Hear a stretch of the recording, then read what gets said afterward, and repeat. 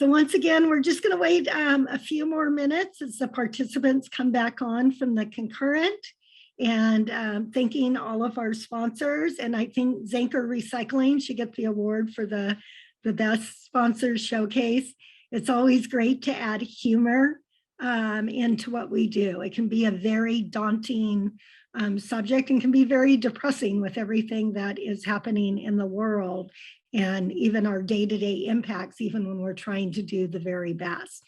So I think laughter and humor and compassion.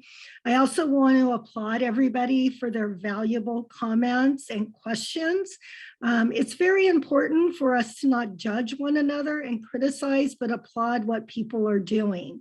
And if you think they can do better, lend a hand, lend resources.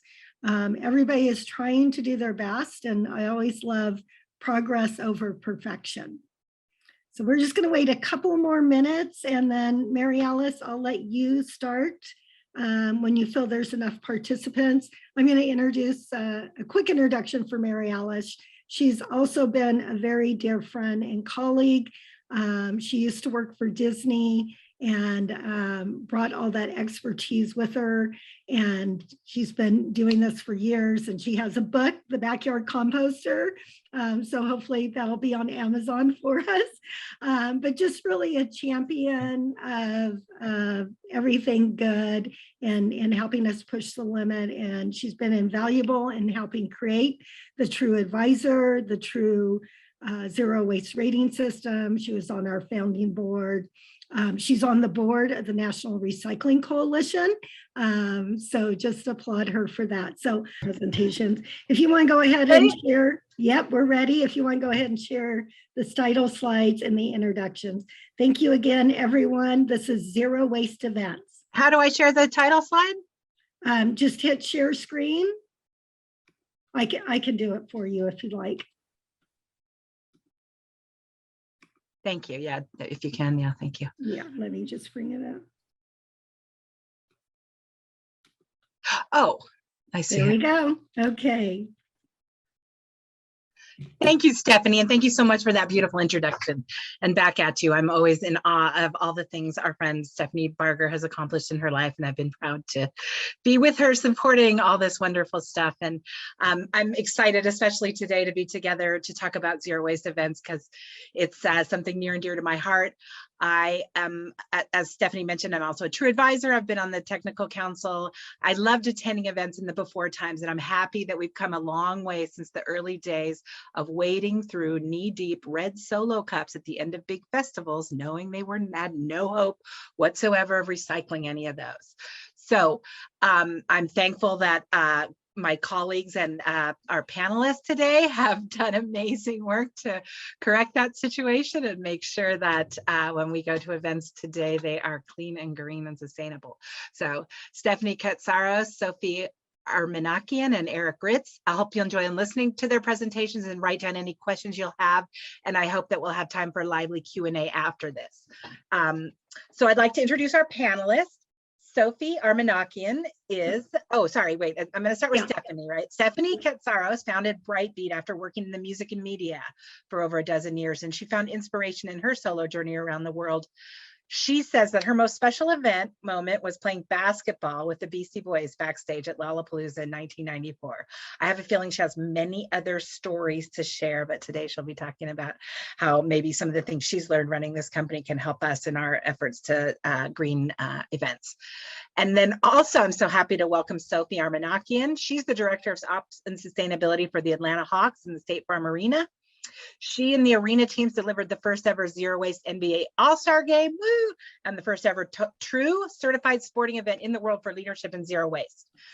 Sophie's also a board member at the Center at CHARM, the Center for Hard to Recycle Materials, and volunteers with Team Atlanta, participating in the Green Sports Alliance, which is another organization that's kind of helped, that has very much helped broaden the conversation and giving people tools and resources to implement green events. So as I say, come a long way. Eric Ritz, our last speaker today, is my friend and the founder and executive director of Global Inheritance. Global Inheritance is an environmental nonprofit developing interactive experiences to engage audiences at immersive cultural events and music festivals. So Eric and the Global Inheritance team have done more than 300 original programs over the past 19 years, including Coachella, Hollywood Bowl, Super Bowl, Stagecoach, Outside Lands, EDC, Lollapalooza, and the ESPN X Games, which is where Eric and I met way back in 2005. Global Inheritance also works with big companies and universities to bring creative sustainability programs. And outside of the company, Eric himself offers consulting to global brands, helping them develop actionable strategies and clever, I might add, to inspire audiences and to see the vision of creating a sustainable future, a global inheritance that we would want to inherit.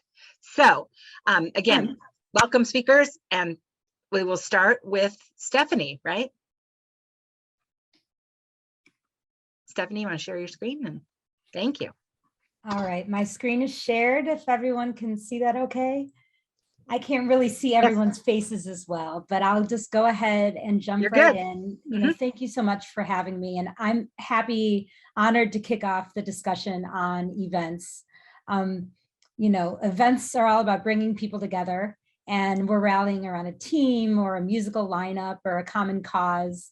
And really, even in a business sector, when we get together for conferences, it could be in person, more commonly back in the day. But if it's hundreds of people, thousands or hundreds of thousands even, the tons of planning that go into it and the tons of resources that are used to make it happen, just make it more apparent than ever that standard operating procedures in event production just haven't really progressed as rapidly as I think they need to.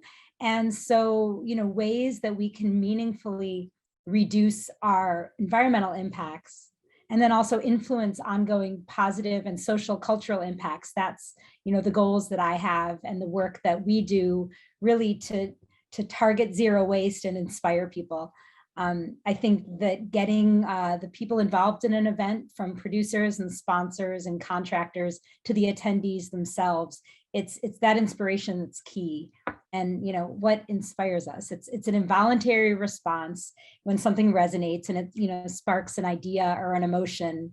But how do we get that? And I think a little marketing finesse is usually the way. It goes a long way to educate and get people engaged enough to drive positive behavior change. And so we'll talk a little bit here, but it's about shifting the norms of how we manage resources. What is the priority about communicating to our staff and our managers and our partners what we expect from them, and really committing to zero waste as an intention and an action is what, that's what we do. And I think that's what the key to success is, as we'll hear about from the other panelists as well. Just a quick intro on Brightbeat, and I'm bringing up what we do mostly to just share the way in which these initiatives go across events beyond the ones we're discussing today. We work with municipalities and facilities, events, corporations, and nonprofits, and really driving change through partnerships that are aiming to achieve waste reduction and diversion goals, but also targeting opportunities to more effectively and equitably manage resources. It's not recycling and composting. It's so much more than that. And it has been, for some time. So I'll have a few slides to just really spark your imagination as I highlight some overarching key elements that we've found successful to achieve zero waste initiatives around building awareness, education and engagement, implementing programs for food rescue and composting and other reuse and recycling initiatives, and collaborations to redirect food and other manners to achieve landfill diversion and fight hunger, strengthen food sovereignty. And all of these, they're varied, but similar in the common goals of preventing waste within the value chain and prioritizing equity and access. When it comes to sourcing products and supplies and fair labor, all of these, to me, they all relate to sustainability, and zero waste, again, to me, falls within that category. So, you know, we've all seen the bins and the signs before. Successful diversion requires deliberate steps to increase awareness and education, both front of house and back of house. And the branded signage and infographics at the point of disposal helps us talk to people when they're making these decisions.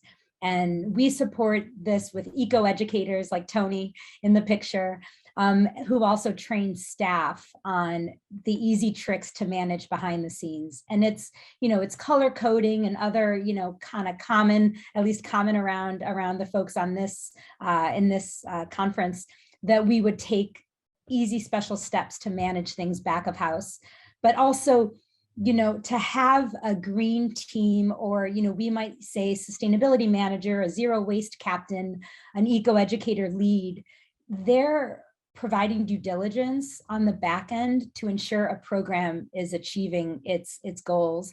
And when you're talking about the fast pace of an event, you know, someone's got to be accountable to make sure that, you know, it goes beyond the bag, you know, and then also to make that happen, it requires really buy-in beyond the top down. We need to be disseminating the communication to all department heads, or prioritizing zero waste communication up there with the priorities. I mean, obviously safety and making money come first, but it needs to be right up there, and communicating it to sponsors, you know, outlining it when you're working with contractors. That's where contractor language is key, and really just making this part of the requirement to participate and you know, be involved in an event.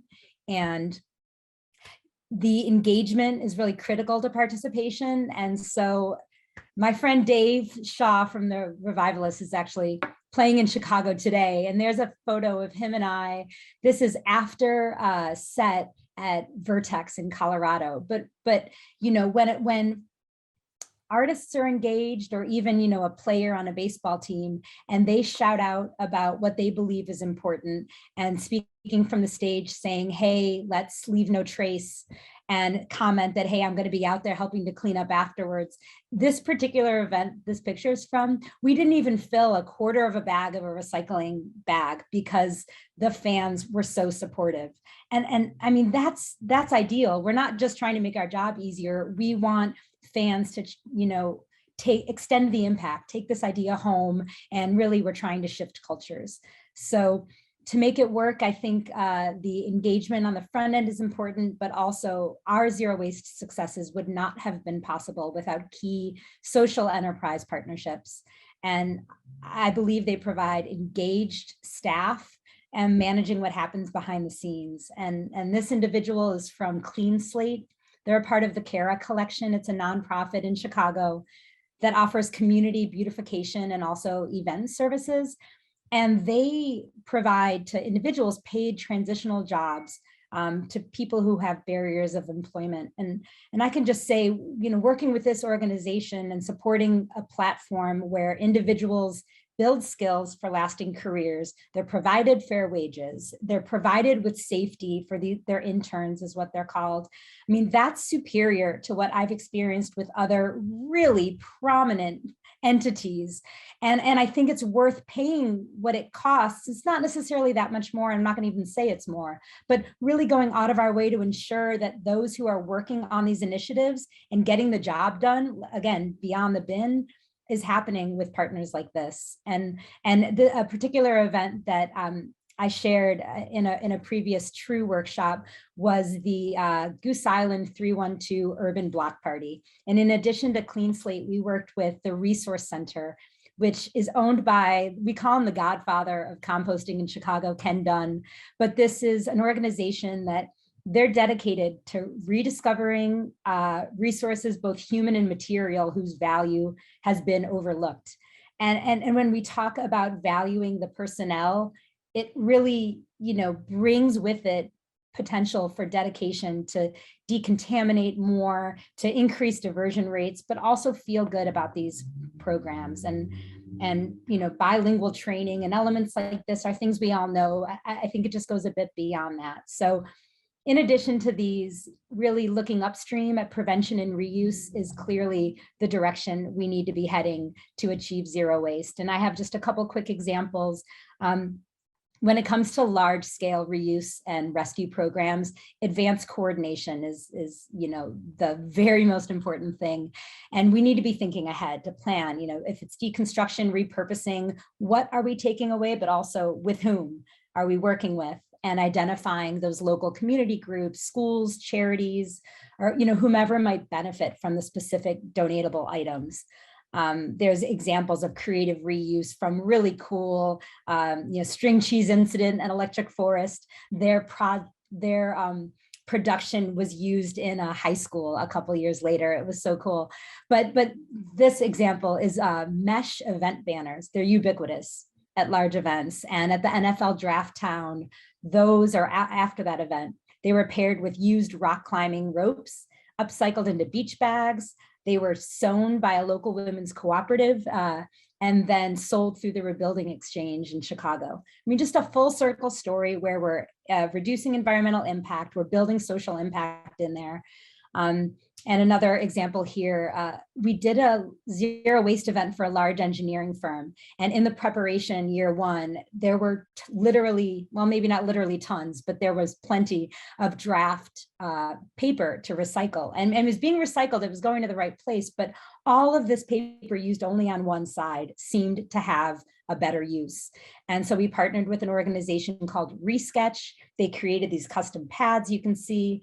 And, those were a client gift demonstrating our commitment to resource management, kind of like when HP said earlier, you don't want someone to open a box and see plastic. How are we making the consumer experience different? Well, handing out these, repurposed paper sketch pads at a holiday open house, kind of just distributing that demonstrated the commitment. And I think that when we can think in advance to plan for those types of full circle stories, it's really useful. So you need the system in place with advanced planning, but to make the magic happen and ensure follow through, it's all about the people.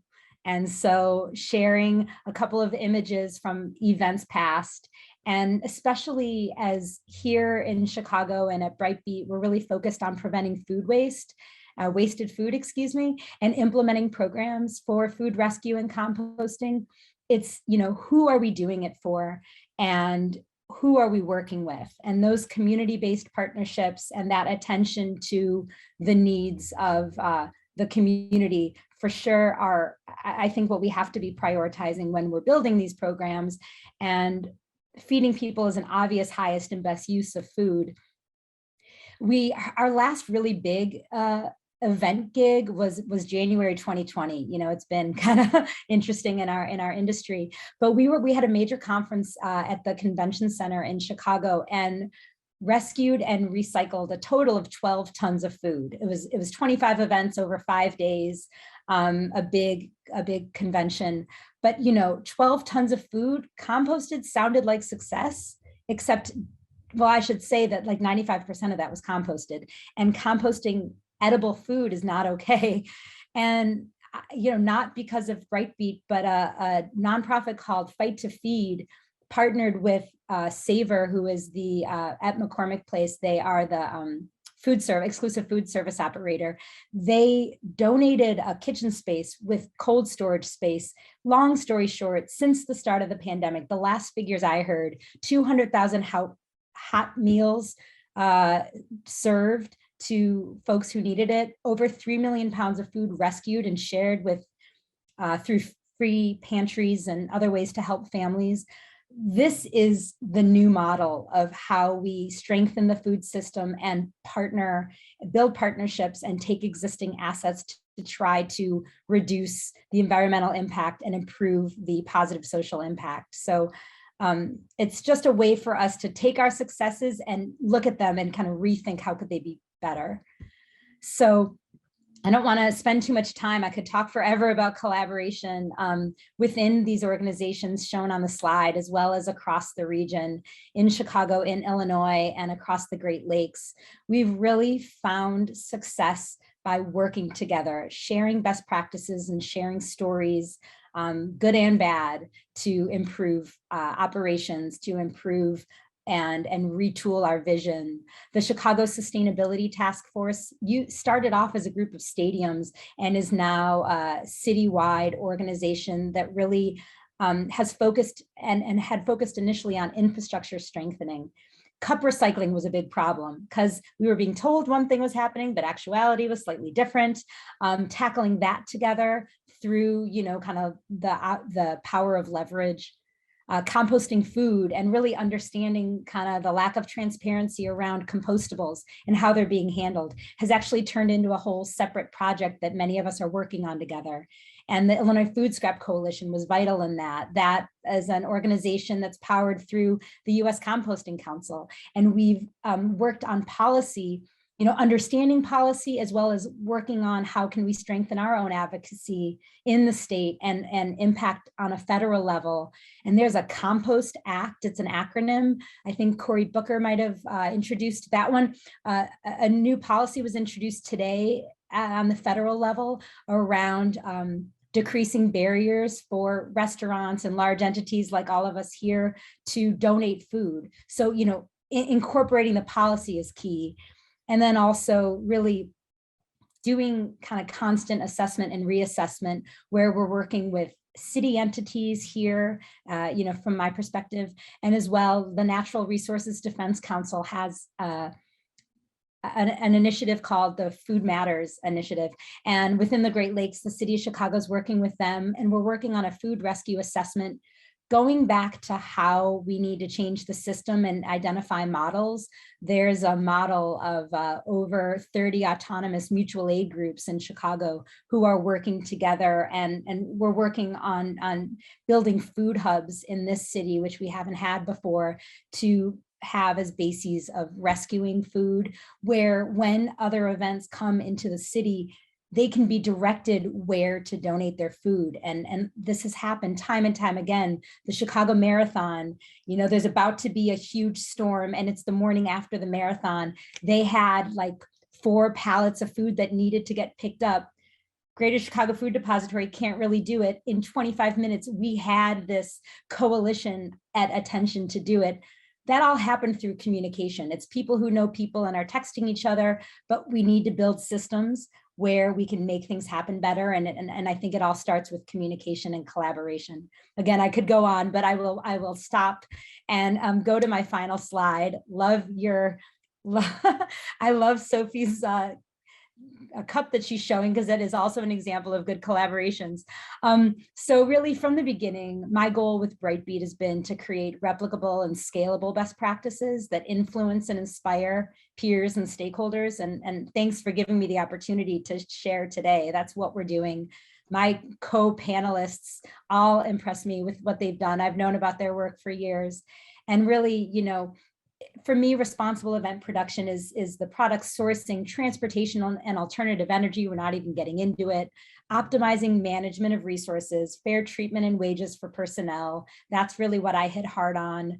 Amplifying the messages through fan engagement, community outreach, and advocacy. That's where the coalition building comes in. And if we do events well and share successes with others and see it multiply, I think we've won. And I mean, is it good enough? Is it fast enough? Are we holding each other accountable and asking tough questions to, like Nina? I mean, I loved Nina's keynote because we really have a huge hill to climb. But if we're moving the needle by doing something together, we're making an impact. So thank you so much, and thanks for listening.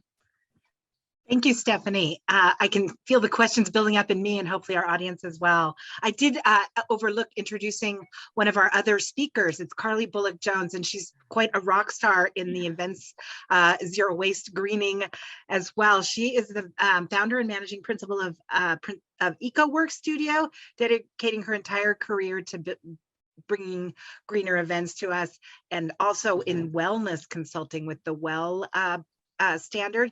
Carly has done a whole bunch of award-winning projects. She's worked for the NFL, NHL, NBA, MLS, MLB, and collegiate athletic events. And as I said, also was involved. She's actually one of the lead faculty members for the U.S. Green Building Council and the first WELL faculty for the International Well Building Institute, which is trying to make sure that the built environment is healthier for human beings. She's a highly sought after speaker, and we're really glad that she was able to join us. She's going to be co-presenting today with Sophie. So I think you're next, Carly. Can everyone hear me and see my screen? Yes, I can hear you, and yes. you're good. Great. It looked like I had to ask permission to unmute myself, so I just wanted to double check. Great to be here. Sophie and I are really excited to share the journey that State Farm has been on, and we've been really fortunate, EcoWorks, to have a long history with this arena. Just to give you some context, in 2009, the arena was actually known as Phillips Arena, and it was the first NBA arena to actually be awarded LEED certification for existing buildings. I think they in true sports fashion, beat the Miami Heat by a day or two in this achievement. Since this time, they really were honing in on putting a lot of those policies into practice. And fast forward about 10 years later, the arena was really in need of a major renovation. So we were engaged again to work with State Farm, this time under a new moniker, no longer Phillips Arena. As part of this major renovation, we were able to achieve LEED Gold certification. But that certification really focused so much more on the major renovation, meaning like the bones of the building, the design aspects of the building, the construction related, excuse me, impacts. So this included some much needed upgrades to things like lighting or plumbing and things like that. One thing to sort of note, though, we were very cognizant of the demolition that was going to occur as part of this major renovation, and ensuring that a lot of those materials either didn't go to the landfill or working with local organizations in our community, leveraging those resources. Like Stephanie said, those partnerships were so important to ensure that things like 16,000 arena seating didn't go to a landfill, and that those types of materials have value and were repurposed within our local community as again, resources. So I think once the gold certification was achieved, they were a first at EBOM, they've raised the bar at gold. We soon after began to have discussions about what would it take to become a LEED Zero building, a LEED Zero facility. Should we look at energy, water, and waste? And I think the fact that we had just achieved this LEED Gold certification, we had already been focusing on some energy and water endeavors. It was really time, we thought, operationally to focus on waste. We thought that was the next sort of endeavor to tackle. We began to discuss the true zero waste certification as really the next thing to aspire to. I think many projects claim zero waste, and that is great. But I think the value of having that third-party certification in that program was really important to the Hawks and to the facilities staff here at State Farm Arena. I'm anxious for Sophie to share some of her perspectives on this. But having that third-party validation was really, I think, important and critical.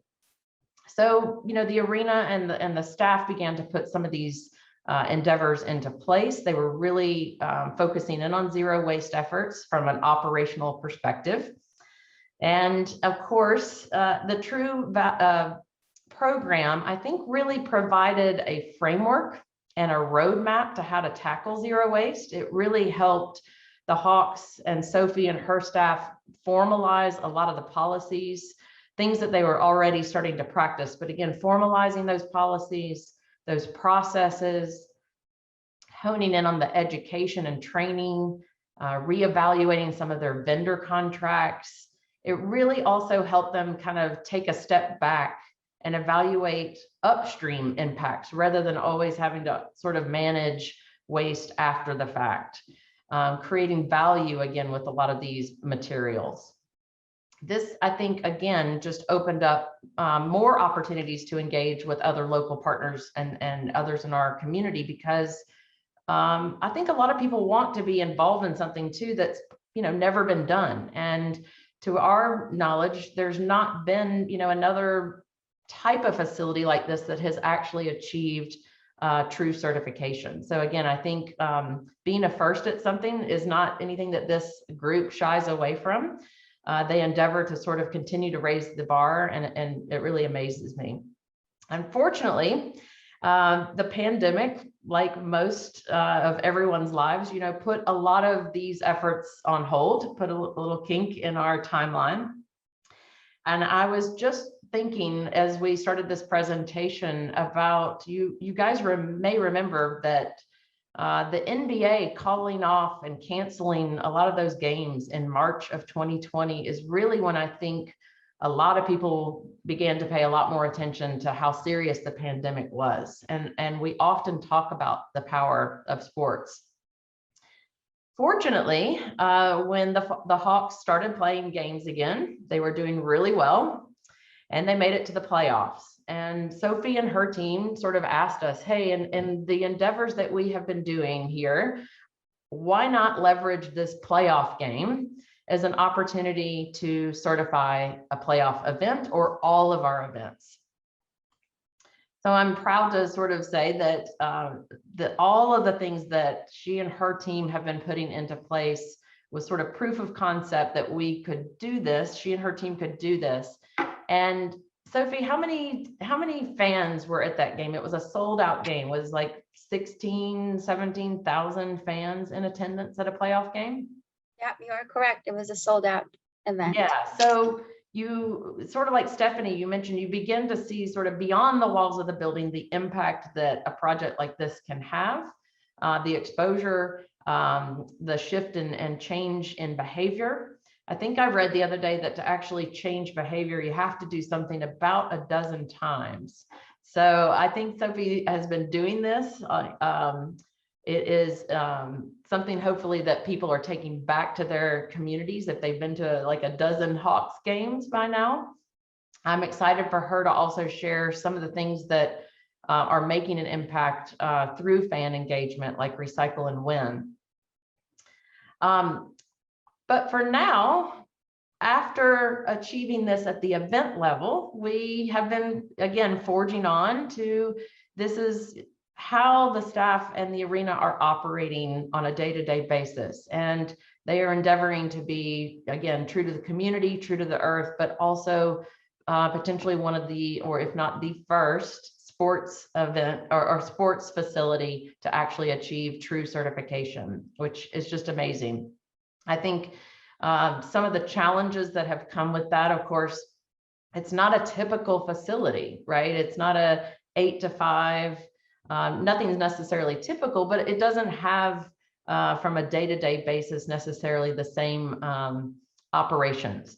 There are concerts, there are sporting events, there are people who work full-time in the building. So some of that has been challenging, but not anything that our team and Sophie and her team were not up for the challenge, I would say.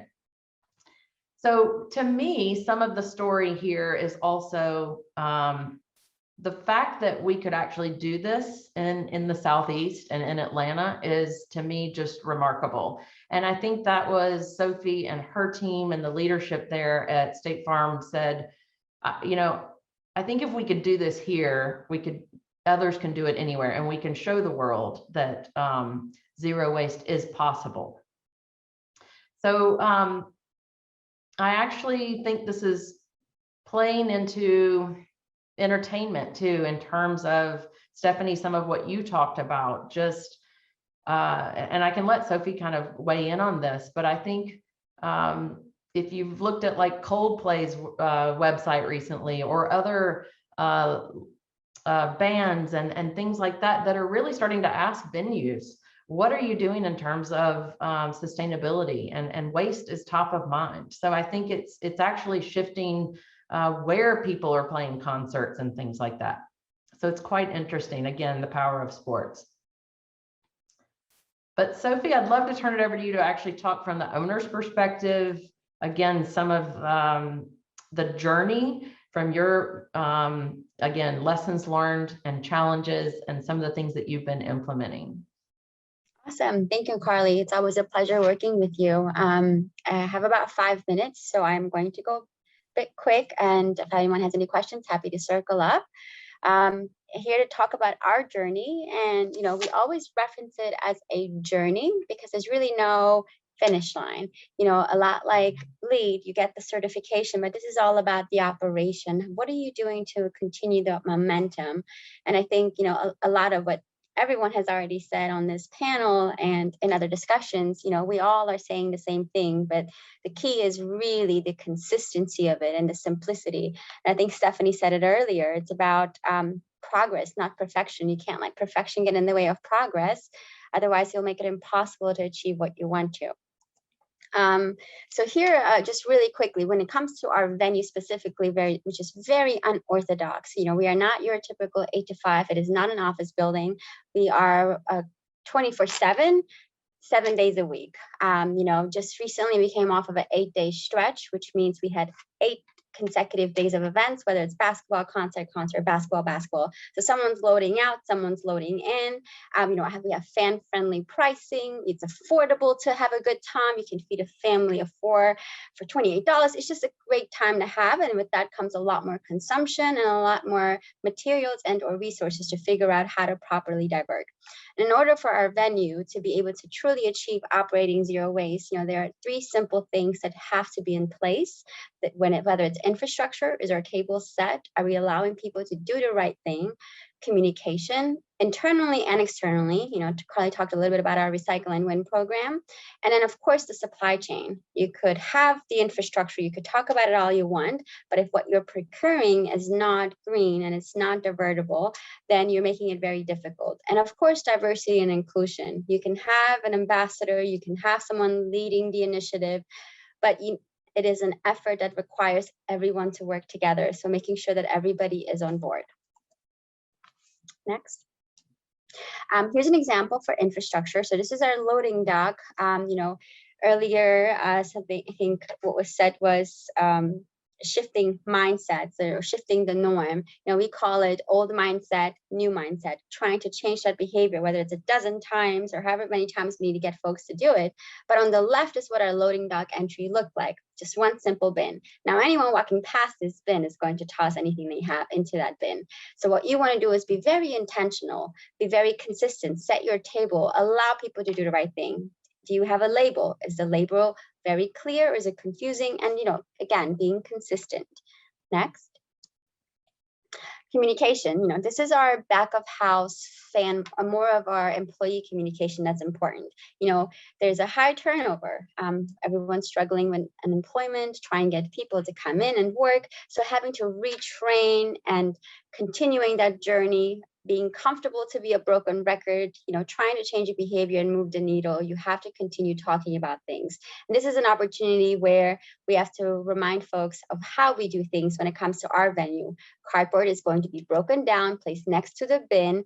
All of the packaging and plastic will be removed. And so housekeeping comes by, picks it up, makes it really easy for them to be able to bail it. You want to make things really easy and simple in order to have engagement. Next. And of course, supply chain. We put this board together during our all-star game when our team that comes into the bowl to pick at the end of the night, you know, operating sustainably, it also means being efficient, not wasting resources, whether it's time or money. You want to be as efficient as you can because the right way to do it is really being at net zero, where you're not spending money because of your rebates and your commodities and the value that they bring. So what we try to do is make sure that our housekeeping team knows that when it's time to pick the bowl, which the cleaning crew, as they're getting things, that they're picking it by material type. So I think there were some comments about the ball aluminum cup. This is actually the ball aluminum cup that we have at the arena. So the team who was picking the bowl, they would put these cups and the rest of our aluminum cans all into one bag. That way it's ready to go into the compactor and does not need to be sorted anymore. Next. And these we can just kind of fly through, Carly. Here are just our labels, where we started off on the left, sort of to the direction we're going to. There's always opportunity to improve them. We realize that our labels need to be relatable. The images on the labels need to be relatable. They can't be just things that we don't typically have in our building. And in our back of house labels are also relatable for our staff. To, make it very easy for people to play their part and do the right thing. Don't complicate it. Here's an example for our compost. What you see on the left of the screen are very generic, but that's not what we have. And on the right, it's more so what we have in the arena. And then next. With the pandemic bringing a lot of challenges was the introduction of single-use masks and gloves and an increased quantity of it. So we actually modified our landfill signage to incorporate that, because that was one of the top contaminants that you would see in your recycling or compost stream. So it was really important to emphasize and educate people where it goes. Here's a photo of our volunteers. So we have Zero Waste Squad that comes into our venue. They are placed next to our receptacles, and what they do is they they educate guests as they're getting ready to toss something away, the proper way of doing it, because in the Southeast, it is not the norm. Unlike the West Coast and some other places where it's just the way we live, it is not the case here. We don't have the infrastructure. There's only one commercial composting solution. So we really have to change that behavior for folks to realize what the right thing to do is. Next. The other piece that our zero waste volunteers do is, you can go next, Carly. Our volunteers also, not only do they help inform those who don't know what to do the right way, when we observe a guest doing it properly, playing green as we call it, and properly putting their aluminum can into the recycling, we just sort of walk up to them and say, hey, thank you so much for playing green. We really appreciate that. I have something for you. This is called our Recycle and Win program. And it's an opportunity to surprise and delight and really keep the momentum with the good behavior and hopefully slowly move the needle. Next. We talked about circular economy. This is, for us personally, it's great because our retail store went away from plastic bags, single-use plastic, and instead we have paper bags. But what's really neat about our paper bags is that they're actually made from upcycled cardboard. So that really helps tell the story of circular economy. And of course, the aluminum cup, when aluminum infinitely recyclable, does it get better than that? I don't think so. And then lastly is a slide about, we pride ourselves about being true to our community. Again, being the third busiest venue means we generate a lot, and to be true to our community, we have to play our part, whether it's procuring the right way and or responsibly diverting. So we partner up with Charm, where we can take those really hard to recycle things that are typically difficult to take to other places, and we ensure it's recycled properly with Charm. In this photo, you'll see some of my managers who filled up a truck, 371 pounds of just plastic film, just to ensure it does not go to landfill or anywhere else it doesn't need to go. And I believe this is my last slide. Thank you. Thank you. Thank you, Sophie and Carly. That was awesome. And we want to make sure we give Eric Ritz plenty of time to speak. So I don't know for sure if we'll have time for Q&A. Please make sure you put it in the chat. I'll save the chat and we'll do our best. There's been some lively responses in there already about cup recycling and stuff. So hopefully we'll have a little time, but Eric, take it away. Unmute, yeah.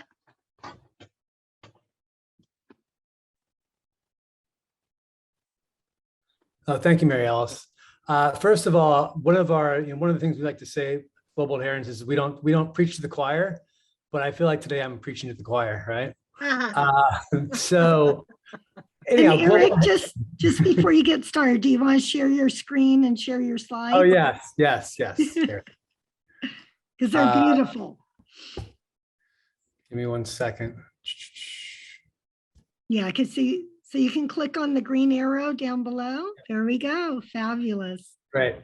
So Global Inheritance has been around since 2002. I've actually been involved in the event world and environmental world since the early 90s. And for Global Inheritance, we are not a back of house organization. We are front of house. We work on programming. We're basically an ad agency for planet Earth. We want to make environmentalism more accessible to more types of people. A lot of times we work in music because you can kind of work with different demographics. So it could be anything from a hip hop festival, a country festival, alternative rock, DJs, you name it. And each audience is different. And each sort of group, what they respond to is different. And so a great example for us is we work on Coachella. We've been working with them the last 19 years, designing about 10 to 12 programs every week. We then work on Stagecoach, which is a country festival. And we've been working on that for about 15 years. And that audience is basically entirely different in terms of how they respond historically to environmental programming. And how we design programming and how we get people to connect with it is differently. How we staff it is differently. Design-wise, even the programming itself, it has to fit the people you're speaking with.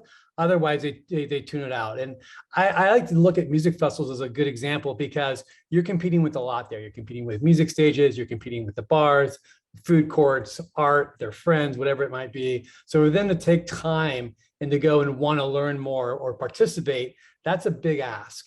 And for the festivals, what's really important to them is that there's beyond just sort of the goodwill of having an environmental program or programs on site, they want to see value on their end.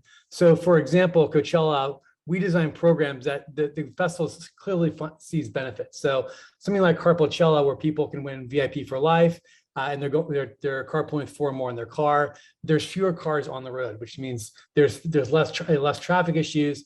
There's more available parking. It's better for the environment. Something like the recycling store with the currencies, bottles and cans, and biodegradable cups. Again, there's less waste in the ground. They need less people to hire to pick up from other people. Something like the energy playground where people can charge their phones. All of a sudden they need less recharging stations around the venue because all of a sudden people kind of create their own energy source there. And so all these types of programs make it easier for the festival, but also sort of brings an attraction to the attendees. So it's sort of like a win-win across the board. And for this to be successful though, is you still have to know your audience. And we have a strategy over here that we kind of run, and we definitely change it up based on if we're at a college, if we're at a, working with a business or a brand, if we're at a festival or some other place. And also our name is Global Inheritance, if you didn't hear it before. And it's basically creating excitement around the environment and making people seek it out and want to be engaged. And that engagement carries on way past just their experience with us.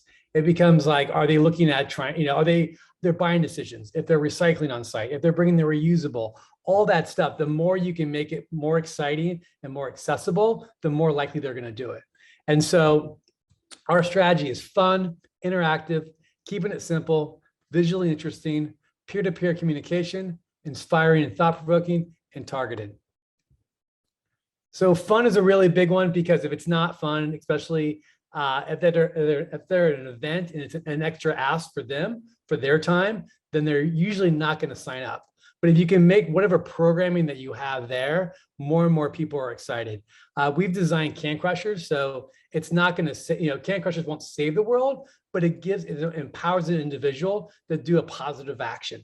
And so, I mean, you can look at the cans, like the crushed cans, and again, every sort of city and every state is different in country, but that whole, the idea is like in California at least, it's the smaller the can, the less space it takes up in a bag. But for them, they're feeling like they're involved with a positive action. So a lot of the programs, we want to make it something where it's like that shiny object on, in the event space where they want to come over and be a part of it and feel good about what they're doing. Interactive. So everything that we do has to be interactive. A lot of nonprofits go and they'll have a booth and they'll have a petition form, which is great. But we want people to kind of jump into our world and have a kind of an out-of-body experience, or do something they haven't done before, or have it be very photogenic that they can go and share with their friends and family, either via text or social media. And so we design really interactive programs that people can, that they can walk away with an experience, kind of like with a new experience that they can share and kind of build on. So these are actually video games that we redesigned. One is called No Impact Man. The other one was Waste Invaders. And we had a series of games. This actual whole arcade was solar powered. And then we were doing a campaign with Arcade Fire, where whoever had the highest score over the weekend got to see Arcade Fire from the stage. Another interactive program, this is Recyclosaurus Rex.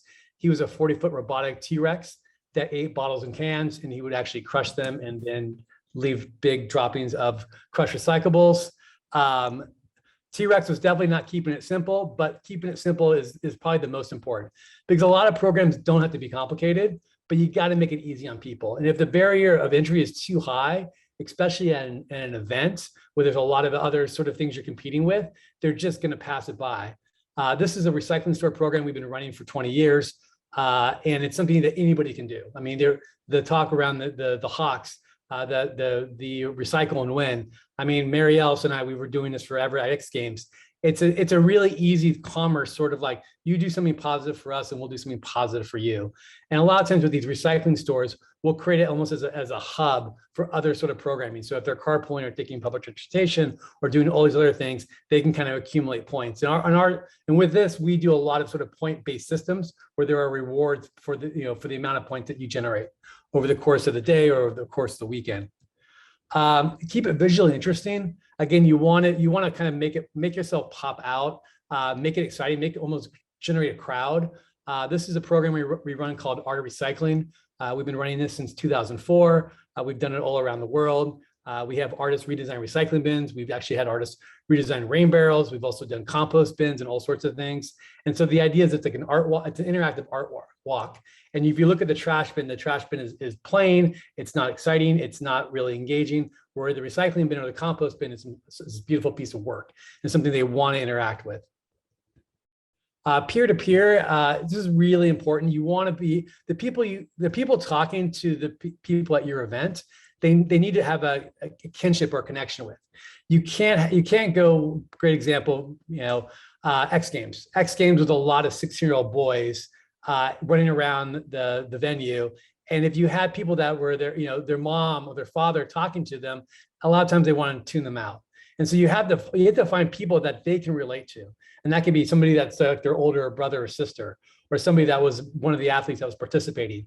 But finding people, whoever you have there, don't pick the environment. Let's say if you're the zero waste expert at your company, you necessarily aren't the greatest person to run the activation as far as like public facing. It might be somebody that has some knowledge of what's going on, but also understands the other person's situation and can sort of like walk in their shoes. Because having that connection where people don't feel like it's too towering, and I think sometimes for all of us in the environmental world, we're so passionate about it, which is really amazing, but sometimes it's also very, it's overwhelming for others, especially if they're not in our world and thinking about this every minute of the day. Thought-provoking. This is actually a program we just ran called Truth and Dare. And so we actually set up people, we put them on polygraph machines and asked them about their relationship with the environment. And so like how often they used plastic bottles, how often they ate meat, all of that. And then we gave them a dare afterwards. So the idea of it was like getting truthful answers from people in sort of a fun, interactive way. And they're being interviewed, as you can tell, by Planet Earth. And then, giving them a challenge. And what we found is a lot of people were excited to have some direction, because there's especially right now, there's so much out there and you're kind of like you almost feel like you're spinning around and you don't know where to begin. You just know you want to do something you want to be a better person in regards to the environment and doing more positive things. And this kind of allowed us to work with the audience and really fine tune a challenge that they could accept and feel like they could accomplish, given their situation and their means.